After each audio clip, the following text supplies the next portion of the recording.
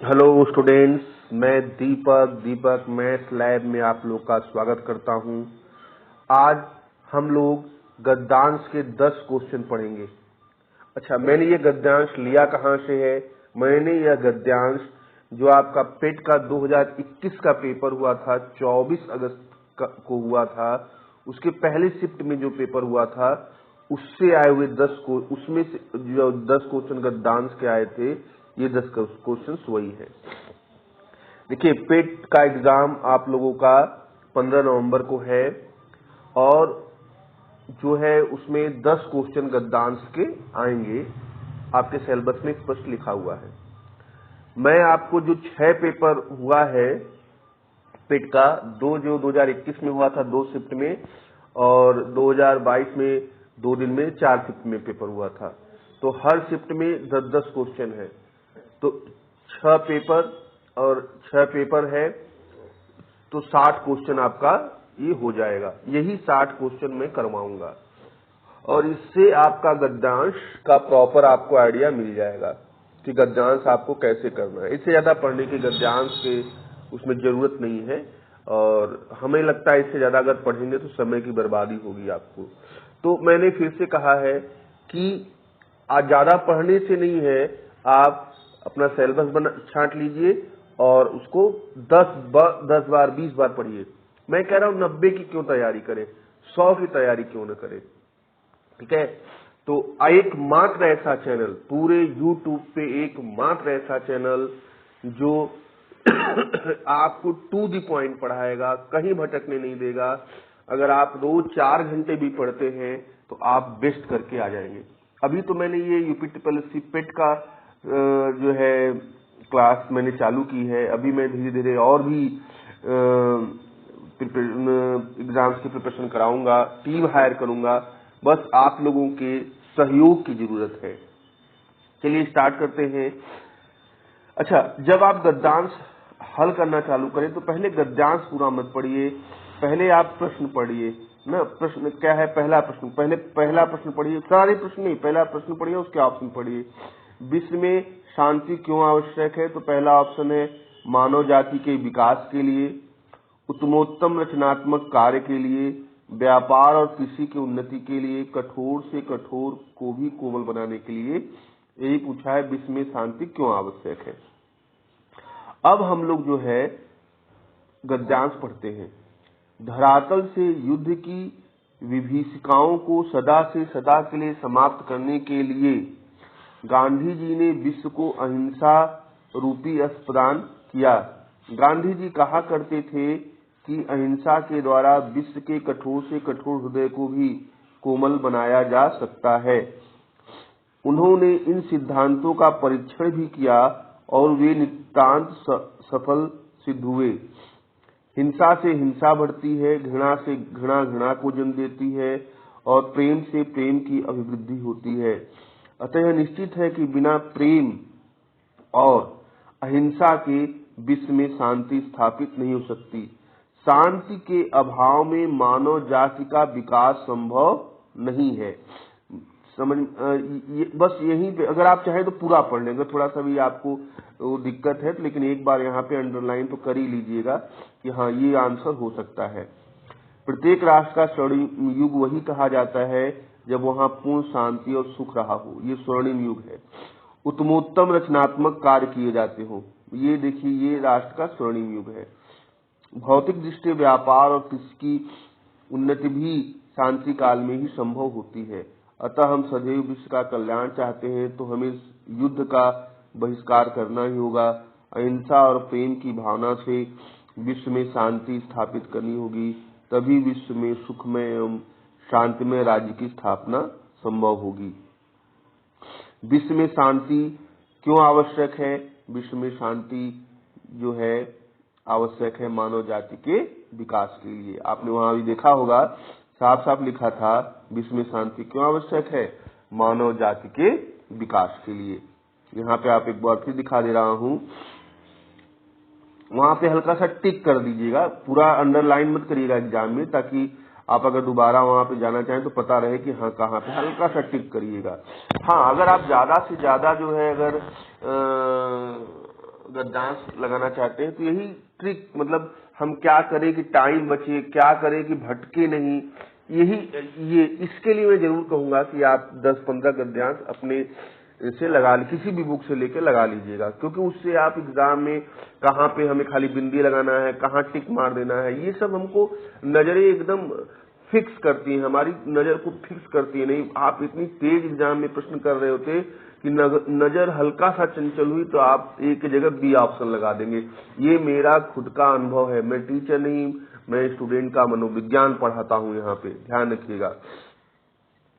तो शांति, यहाँ पे देखिए, शांति के अभाव में मानव जाति का विकास संभव नहीं है, यहाँ पे एकदम क्लियर कट दिया हुआ है। तो भाई विश्व में शांति क्यों आवश्यक है? आवश्यक है मानव जाति के विकास के लिए। चलिए अगला चलते हैं। विश्व शांति की स्थापना के लिए सबसे आवश्यक क्या है? हिंसा और भय, अहिंसा और प्रेम, आत्मीयता और समीपता, परिश्रम और ज्ञान। अगर आपको बिना पढ़े पहले बार में ही अब आंसर आने लगे तो ठीक नहीं, हर बार पढ़िए। विश्व में शांति, देखो पूछा क्या है, ये प्रश्न दिमाग में रखिएगा। विश्व में शांति की स्थापना के लिए सबसे आवश्यक क्या है?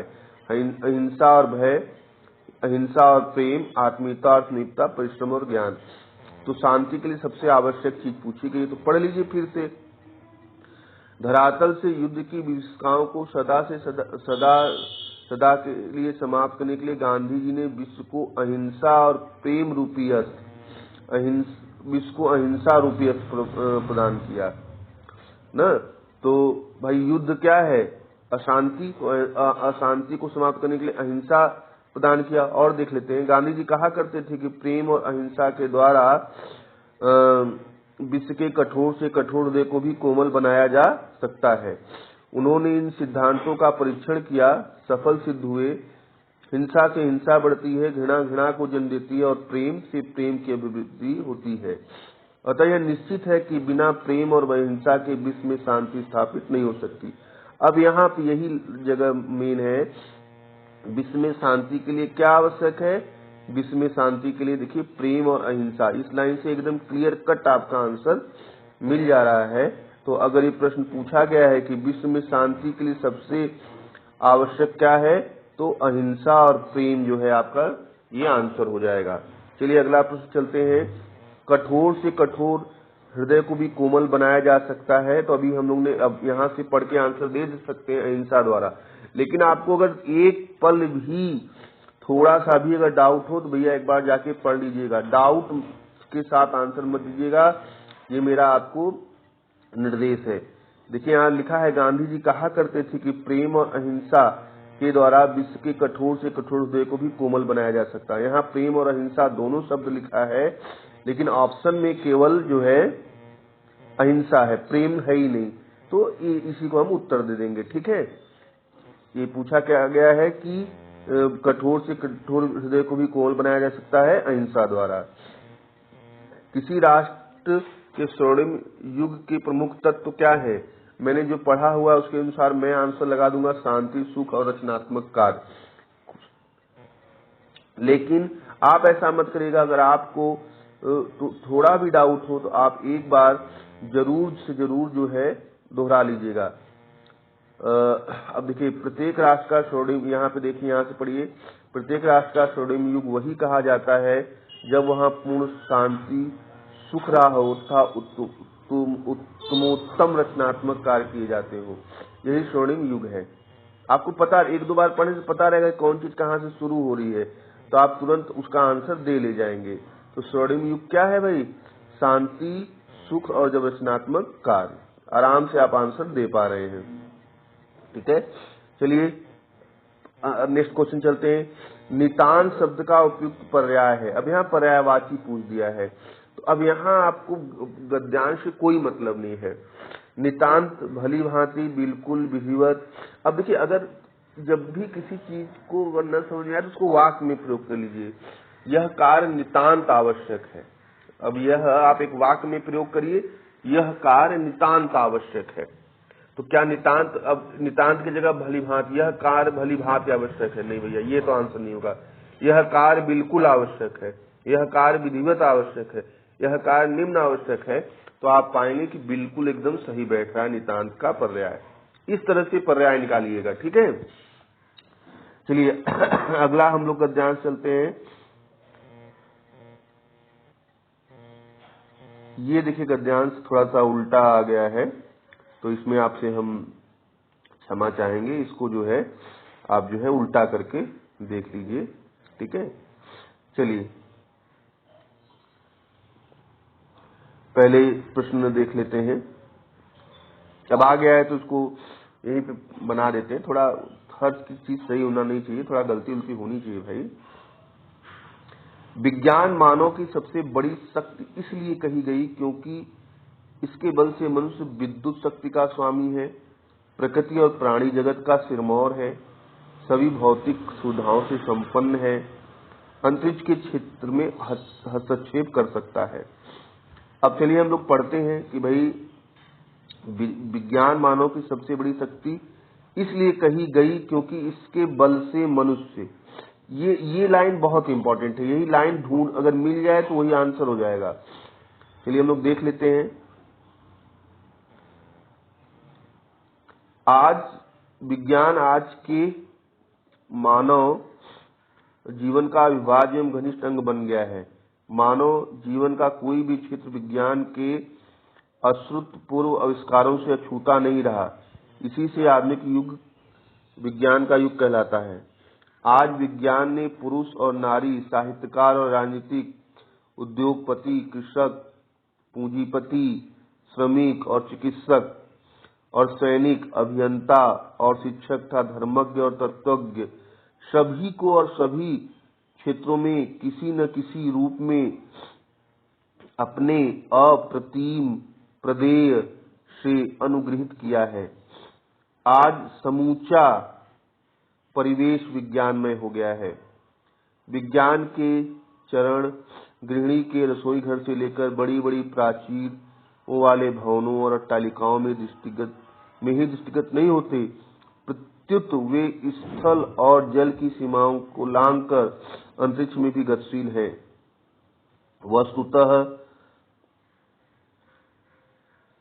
वस्तुतः विज्ञान अद्यतन मानव जीवन की सबसे बड़ी शक्ति बन गया है।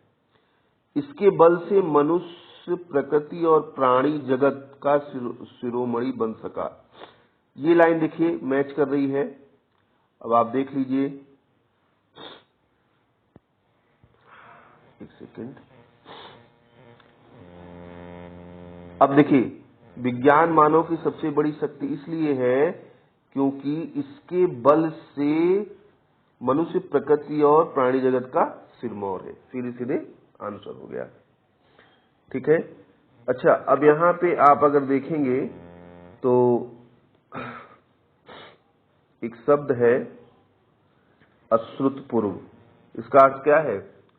इससे मतलब नहीं कि मैं बता दे रहा हूं। देखो, अ मतलब नहीं, श्रुत मतलब सुना हुआ हो, सुना गया हो, पूर्व मतलब पहले, जो पहले कभी नहीं सुना गया हो उसको कहते हैं अश्रुतपूर्व। यानी आप विच्छेद करके पढ़ेंगे तो अर्थ भी समझ में आ जाएगा। अगला प्रश्न है, वैज्ञानिक चिंतन पद्धति ने मनुष्य का सबसे बड़ा उपकार यह किया कि उसे मुक्ति मिली है। संतुलित अनुचिंतन से, पुरानी शिष्ट औपचारिकताओं से, भ्रमपूर्ण रूढ़िवादी विचारणा से, प्राचीन सांस्कृतिक परंपराओं से। देखिए, कभी कभी क्या होता है, जैसे आप उत्तर देते वक्त आपको आंसर समझ में समझ में आ जाता है कि यही होगा, जिससे लग रहा है कि ये आंसर होगा, लेकिन नहीं, हम पढ़ लेते हैं। लेकिन ऐसा अगर दिमाग में आ जाता है कि तो एक बार दिमाग में रख लेना, लेकिन आयोग का कोई चलाना नहीं, वो कैसा आंसर बनाएगा आपको पता नहीं चलेगा, तो आप पढ़ जरूर लेना ना। तो जहां तक पढ़े थे वहां तक तो ऐसी कोई बात नहीं आई थी, तो उसके आगे हम लोग पढ़ते हैं।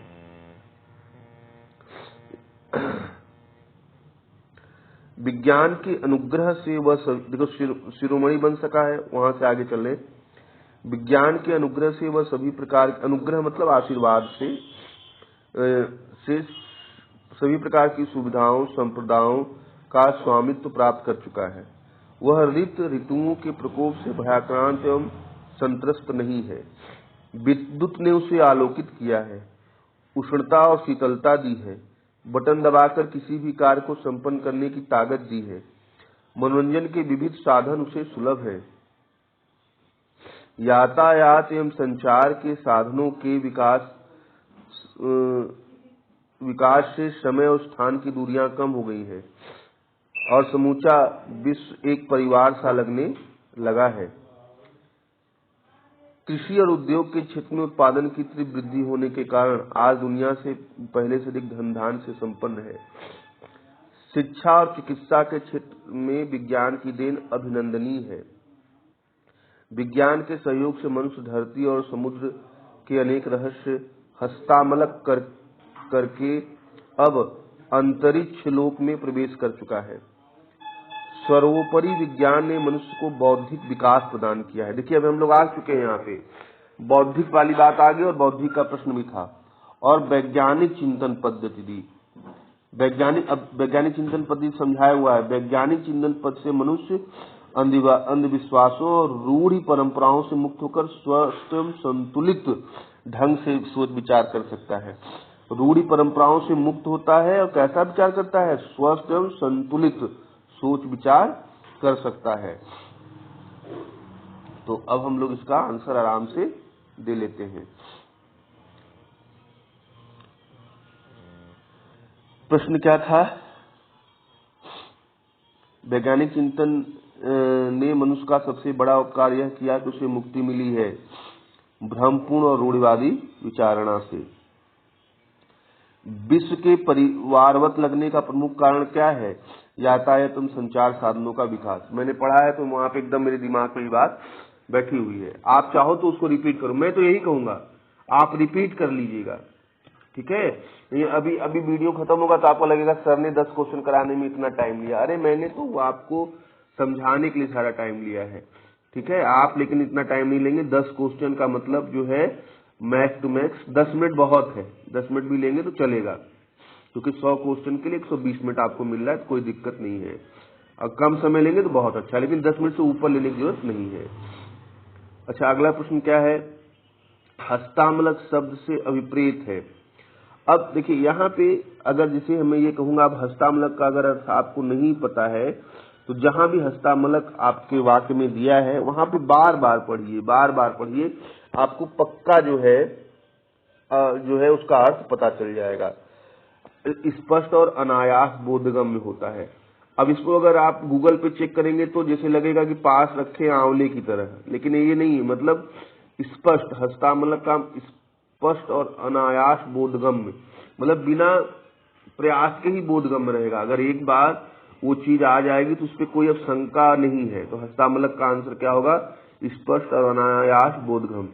अगर आपको अर्थ नहीं आता है तो जहां पे हस्तामलक शब्द दिया है वो लाइन बार बार पढ़िए, निश्चित रूप से आपका आंसर आएगा। और एक एक आंसर आप जो है कि इलिमिनेट करेंगे, तो पढ़िए और ऑप्शन इलिमिनेट करिए कौन सा आंसर नहीं हो सकता अगर जब आपको नहीं आ रहा है।